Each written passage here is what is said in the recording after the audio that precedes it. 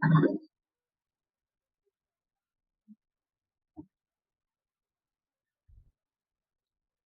Good morning everyone.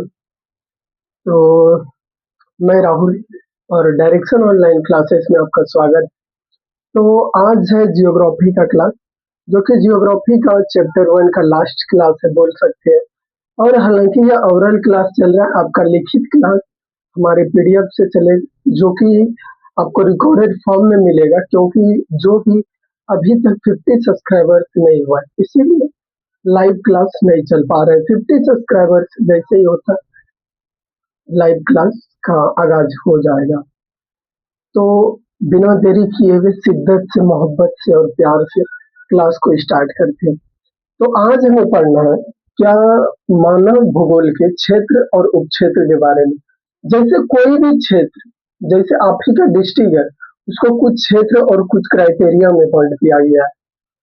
बोल सकते हैं तो आपका गांव को किसी पंचायत में बांटा होगा, या आपके गांव का कोई भी, जैसे बोल सकते हैं, पोस्ट होगा आपका गांव का। तो इसी तरह यहाँ भी है, मोनो भूगोल को क्षेत्र और उपक्षेत्र में बांट दिया गया है, कुछ एरिया में बांट दिया गया है, कुछ एरिया और कुछ सब एरिया में बांट दिया गया है, क्षेत्र और उपक्षेत्र में बांट दिया गया है। सबसे पहले बात करें तो मोनो भूगोल आपको बताए थे, और हमने ऑब्जेक्टिव क्लास में और वर्णन भी कर दिया है सभी का। हालांकि आज जियोग्राफी का चैप्टर 1 का लास्ट क्लास है, जो कि यह क्लास बहुत ही शानदार और बेहतरीन होने वाली है। तो बिना देरी किए हुए क्लास को स्टार्ट करते हैं। चलिए मेरे भाई, शिद्दत से, मोहब्बत से, प्यार से स्टार्ट कर रहे हैं। तो वो क्वेश्चन है आपका, मानव भूगोल के क्षेत्र और उपक्षेत्र क्या है। मानव भूगोल का एरिया और सब एरिया क्या है। तो पहला बात है, मानव भूगोल को कई क्षेत्रों में बांटा गया है, और उनका कुछ छोटा छोटा सा उपक्षेत्र है। जो भी क्षेत्र, जो भी एरिया में बांटा है, जो भी एरिया में मानव भूगोल को बांटा है, उस एरिया का छोटा छोटा सा कुछ कुछ उपक्षेत्र भी है, उपक्षेत्र भी है। वही आज हम बात करके और पढ़ने वाले हैं। तो यही बात कर रहे हैं आपका सामाजिक भूगोल, राजनीतिक भूगोल, आर्थिक भूगोल। हालांकि यह सामान्य 3 उपक्षेत्र को ही पढ़ना है, क्योंकि 3 क्षेत्र और उपक्षेत्र से ही क्वेश्चन आते हैं। और भी अन्य प्रकार के क्षेत्र हैं, नगरीय हो गया, और भी है, परंतु मुख्य रूप से जनरली हमको पढ़ना है 3 ही क्षेत्र, और उनका कुछ उपक्षेत्र भी पढ़ना है। तो बात करें तो सामाजिक भूगोल का उपक्षेत्र क्या है। सामाजिक भूगोल, सामाजिक भूगोल देखिए, समाज से जुड़ी हुई सभी गतिविधियों को सामाजिक भूगोल में हम लोग शामिल करेंगे। जैसे हो गया चिकित्सा भूगोल। क्या चिकित्सा भूगोल राजनीतिक भूगोल में तो नहीं आता है, नगरीय भूगोल में तो नहीं आता है, जनसंख्या भूगोल में तो नहीं आता है, नहीं तो आर्थिक भूगोल में नहीं आता है। किसमें आता है? ये आपको सेवा प्रदान करता है। चिकित्सा भूगोल आपको सामाजिक भूगोल में अब वैसा क्रियाकलाप होंगे जो कि समाज के अंतर्गत, समाज के रहित के अंतर्गत उसमें क्रियाकलाप होगा। जैसे हो गया आपका लिंग भूगोल। क्या ये आर्थिक भूगोल है? बोलिएगा नहीं। तो कौन सा भूगोल है आपका? सामाजिक भूगोल। सामाजिक भूगोल, हालांकि गर्मी अधिक है, लगभग 44 डिग्री सेल्सियस है अभी वर्तमान में, 23 अप्रैल, जो कि आज है वीर कुंवर सिंह जी का दिवस, और बोल सकते हैं जयंती। आज 23 अप्रैल 1858, 23 अप्रैल 1858 को वीर कुंवर सिंह जी का मृत्यु या निधन हो गया था। 1857 की क्रांति में बिहार की तरफ से वीर कुंवर सिंह, जो कि भागलपुर के एक निकटवर्ती क्षेत्र जगदीशपुर के रहने वाले अस्थायी निवासी थे। इनका जन्म 1777 में हुआ था जगदीशपुर में, और इन्होंने 80 वर्ष की आयु में 1857 की क्रांति में भाग लिया, और 1858 में इनकी मृत्यु हो गई। 23 अप्रैल 1858 में इनकी मृत्यु हो गई। तो आज है वीर कुंवर सिंह जी की जयंती। तो कहे तो दिल से नमन से वीर कुंवर सिंह जी की हार्दिक शुभकामनाएं से जयंती है। क्या आने वाले भविष्य में इनका जो भी आन जान मान है वो बना रहे। और हम इन्हें याद करते रहें। तो चलिए आगे अभी भूगोल का है, हालांकि हिस्ट्री का क्लास में डिस्कशन करेंगे। तो यही है सामाजिक भूगोल क्या है। देखिए सामाजिक भूगोल में आपका समाज के रहित के समाज से रहित जो भी व्यक्ति समाज का कार्य कर रहा है, जैसे हो गया चिकित्सा भूगोल हो गया, आपका अवकाश का भूगोल हो गया, लिंग का भूगोल हो गया, ये सब आपका समाज के अंतर्गत आता है। इसीलिए इनको हम सामाजिक भूगोल के उपक्षेत्र को सामाजिक भूगोल में रखेंगे। जैसे क्या हो गया आपका चिकित्सा भूगोल, चिकित्सा चिकित्सा भूगोल, चिकित्सा भूगोल, चिकित्सा भूगोल। और क्या हो गया लिंग का भूगोल, लिंग भूगोल, लिंग भूगोल, लिंग भूगोल, व्यवहारवादी भूगोल, व्यवहारवादी भूगोल, भूगोल, अवकाश का भूगोल,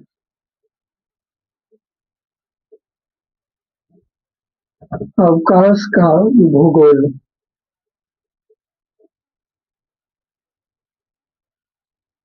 अवकाश का भूगोल, लिंग भूगोल, चिकित्सा भूगोल, ये सब आपका किस में आएगा सामाजिक भूगोल में। ये बात करें आपका राजनीतिक भूगोल में, देखिए राजनीतिक पॉलिटिशियन से बात कर रहे हैं। देखिए राजनीतिक भूगोल में हालांकि हम लोग उनको रखेंगे, जैसे हो गया आपका सैन्य भूगोल और भी निर्वाचन भूगोल जैसे हो गया। निर्वाचन भूगोल क्या आप सामाजिक भूगोल में रखेंगे? बोलिएगा नहीं। क्यों नहीं रखेंगे? क्योंकि ये पॉलिटिशियन के हित में, पॉलिटिशियन राजनीति के हित में आ रहा है और राजनीति के अंतर्गत आ रहा है। तो यही हम बात कर रहे हैं, क्या निर्वाचन भूगोल और सैन्य भूगोल। निर्वाचन भूगोल जो कि आपका इलेक्शन का गतिविधि को करवाता है। निर्वाचन भूगोल, निर्वाचन भूगोल, भूगोल, भूगोल, निर्वाचन भूगोल और दूसरा है आपका सैन्य भूगोल, सैन्य भूगोल, निर्वाचन भूगोल, सैन्य भूगोल। देखिए निर्वाचन भूगोल आपका इलेक्शन कौन करवाएगा, करवाएगा भी तो राजनीतिक भूगोल के क्षेत्र में आएगा। इसका उपक्षेत्र क्या हुआ निर्वाचन भूगोल और सैन्य भूगोल। वही बात करें आर्थिक भूगोल के बारे में। देखिए आर्थिक भूगोल एक साफ सा शब्द में बोल रहा है, क्या हम रुपया पैसा से हम बात करेंगे, क्या समाज में जो भी क्रियाकलाप हो रहा है उस क्रियाकलाप से अगर इनकम जनरेट हो रहा है और इनकम वाला कार्य है तो हम आर्थिक भूगोल में ही आएंगे। बात यह स्पष्ट है, क्या आर्थिक भूगोल में ही आएंगे। तो यही बात करें आपका कृषि भूगोल, कृषि भूगोल, कृषि, कृषि भूगोल, कृषि भूगोल, कृषि भूगोल किसमें आएगा आप बोलिएगा आर्थिक भूगोल में। साफ सा शब्द है, क्या कृषि भूगोल हालांकि भारत में 70% लगभग व्यक्ति कृषि कार्य में जुड़ा हुआ है। तो कृषि भूगोल आ जाएगा औद्योगिक भूगोल, औद्योगिक भूगोल, औद्योगिक भूगोल और हो जाएगा आपका देखिए संसाधन भूगोल, संसाधन यानी रिसोर्सेज, संसाधन भूगोल, रिसोर्सेज जियोग्राफी, संसाधन भूगोल आ जाएगा, औद्योगिक भूगोल आ जाएगा, कृषि भूगोल आ जाएगा, विपणन भूगोल आ जाएगा और ये भी अन्य प्रकार का है। जैसे क्षेत्र उपक्षेत्र में हम बात करें तो सामाजिक भूगोल का चिकित्सा भूगोल, चिकित्सा भूगोल क्या है समाज से जुड़ा हुआ है, लिंग भूगोल समाज से जुड़ा हुआ है, व्यवहारवादी भूगोल समाज से जुड़ा हुआ है और अवकाश का भूगोल व्यवहार से जुड़ा है। राजनीतिक भूगोल का बात करें तो इसमें निर्वाचन भूगोल और सैन्य भूगोल इसके अंतर्गत आएंगे। क्योंकि निर्वाचन भूगोल इलेक्शन का जो भी गतिविधि का कार्य किया जाता है इनके द्वारा किया जाता है। और आर्थिक भूगोल में रुपया पैसा से बात कर रहे हैं, आर्थिक भूगोल का परिभाषा भी लिख सकते हैं, इन सभी का परिभाषा लिख सकते हैं। आर्थिक भूगोल वैसा भूगोल है जिसमें जिसमें किसी भी क्रियाकलाप को करने के लिए उस क्रिया से हमको आय प्राप्त हो रहा है तो उनको आर्थिक भूगोल कहेंगे। जैसे हो गया कृषि भूगोल, औद्योगिक भूगोल, संसाधन भूगोल। कृषि भूगोल आप लोग या हम मेरे ही पिताजी किसान है तो उससे इनकम जनरेट होता है जिनसे पूरा परिवार चलता है। जिनसे पूरा परिवार चलता है। औद्योगिक भूगोल, कोई भी इंडस्ट्री का स्थापना क्यों करते हैं? क्योंकि बेनिफिट के लिए और प्रॉफिट के लिए। बेनिफिट के लिए कोई भी उद्योग का स्थापना करते हैं, रुपया के लिए। संसाधन भूगोल, जब भी कोई संसाधन, रिसोर्सेस, तो आपका धन ही, आप समझ ही रहे होंगे, क्या आपका आर्थिक भूगोल में ये तीनों आएंगे। और भी अन्य प्रकार के, अवकाश का भूगोल, लिंग भूगोल, चिकित्सा भूगोल, ये सब आपका आ गया सामाजिक भूगोल के अंतर्गत। देखिए, क्षेत्र उपक्षेत्र के अलावा एक और क्वेश्चन है महत्वपूर्ण, क्या जर्मन भूगोलवेद था?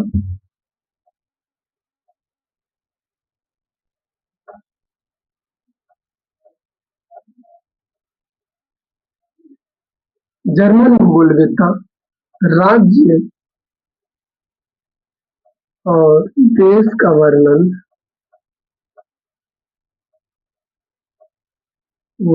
जीवित जीव के रूप में किए हैं। जीवित जीव रूप में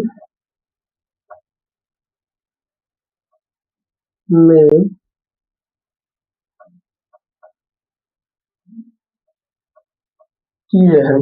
देखिए, जर्मन भूगोलवेत्ता का कहना है, राज्य देश का वर्णन जीवित जीव के रूप में जर्मन भूगोलवेत्ता के द्वारा किया गया है। ये ऑब्जेक्टिव भी पूछा जाता है, किस देश के द्वारा राज्य देश का वर्णन जीवित जीव के रूप में किया गया? आपका हो जाएगा जर्मनी। जर्मनी जर्मनी भूगोलवेत्ता जर्मनी भूगोलवेत्ता के द्वारा राज्य देश का वर्णन जीवित जीव के रूप में किया गया है। तो आज हो गया चैप्टर एंड, और मिलते हैं अब नोट्स का क्लास में। और ये था आपका क्षेत्र उपक्षेत्र आज का क्लास। तो ये क्लास अच्छा लगा तो सब्सक्राइब और लाइक कीजिएगा। तो मिलते हैं नेक्स्ट क्लास में, तब तक के लिए धन्यवाद।